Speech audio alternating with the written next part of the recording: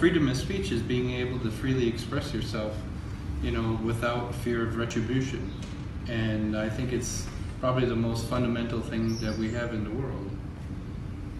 Okay, so can you give example, from Europe? Okay, if you want to look at the United States as an example, you have freedom to say anything, and that can include, whether you disagree or agree with something, right?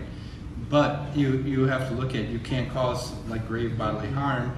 U.S. Supreme Court has said that you can't run into a movie theater and say, fire, and then people are killed or injured from this. That's not freedom to be able to speak. Okay, but otherwise, if you need to speak against the government. Okay, some people, they spread just rumors against other people and just talk about personal life. Well, I think the way that's controlled is through the court system, and that's why you look at in government, you have to have these, three forms of government: the administrative, the executive, right, the judicial, and the legislative, right, and all need to be independent.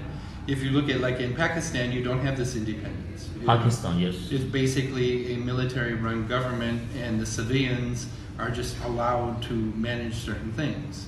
We can talk about issues, but I think we should not cross the limits.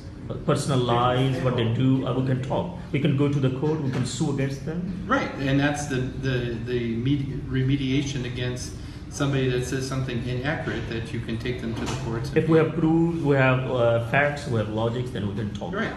Okay. So it's good for this. Freedom of speech is good for the betterment of the country? Yes. Nation? Yeah, because if you can't speak freely, then what do you have? Like recently, you had the man in New York City that spoke against Hispanic Mexicans, right?